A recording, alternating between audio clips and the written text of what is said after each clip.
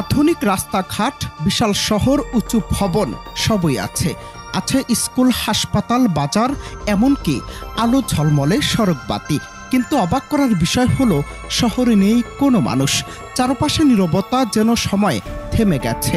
দোকানের দরজা খোলা, কিন্তু ক্রেতা নেই। বাস স্ট্যান্ডে দাঁড়িয়ে আছে কয়েকটি পরিত্যক্ত বাস, চালক নেই।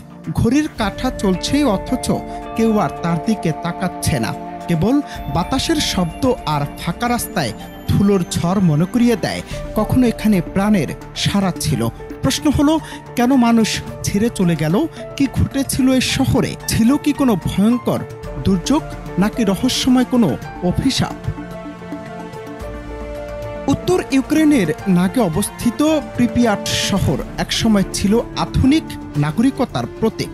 গড়ে তোলা হয়েছিল 1970 সালে। চেরনোবিল পারমাণবিক বিদ্যুৎ কেন্দ্রের কর্মীদের পরিবার সহ প্রায় 50,000 মানুষ এখানে বসবাস করতেন।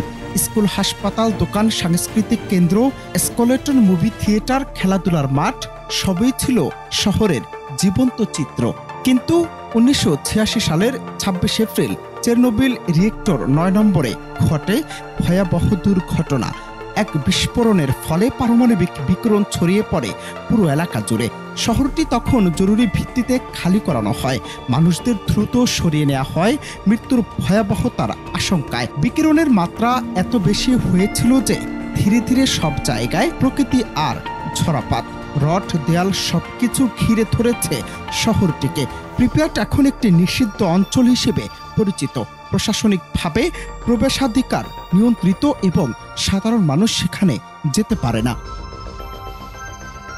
শুধু বিশেষ অনুমোদন প্রাপ্ত গবেষক, পর্যটক বা বিশেষ উদ্দেশ্যে যাওয়া লোকেরা যেতে পারে নির্দিষ্ট সময়ের জন্য। শহরের ভবনগুলি আজ ধ্বংসপ্রায়, ছাদ পড়েছে, জানালা ফাটল, রাস্তা দুর্গন্ধময়, গাছপালা ঢেকে নিচ্ছে পুরনো শহরের স্মৃতিচিহ্নগুলোকে। স্বাস্থ্য, পারমাণবিক নিরাপত্তার কারণে প্রিপিয়াটের পুনর্বাসন আজ অব্দি সম্ভব হয়নি। বিকিরণ হ্রাস পেতে অনেক সময় লাগবে। বিশেষ পারমাণবিক ঝুঁকি রয়েছে এখনো। প্রশাসন ও বৈজ্ঞানিক জগতে চলছে বিষয়টি নিয়ন্ত্রণে রাখার কাজ।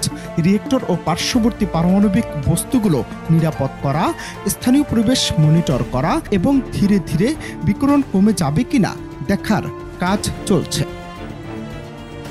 প্রিপিয়াট শুধু একটি শহর নয়, এটি একটি ভয়াবহ সতর্কবার্তা। কিভাবে প্রযুক্তি, মানুষের অবহেলা ও বিপর্যয় একসঙ্গে মিলিয়ে একটি স্বাভাবিক নাগরিক জীবনের সবকিছু স্থলান্তরিত করে দিতে পারে। এখানে সবকিছু আছে, বাড়িঘর, রাস্তা, স্কুল, বাজার, খেলাধুলার মাঠ, কিন্তু মানুষ নেই, জীবন নেই। এই শহর আমাদের মনে করিয়ে দেয়, সব উন্নতি ও সমৃদ্ধির পেছনে যদি নিরাপত্তা, স্বচ্ছতা ও সতর্ক পরিকল্পনা না থাকে, তাহলে মানুষের নিজস্ব সৃষ্ট সুন্দর পরিবেশই বিপর্যয়ের কারণ হতে পারে। অনন্ত হাসান মাসুদ, বাংলা টিভি।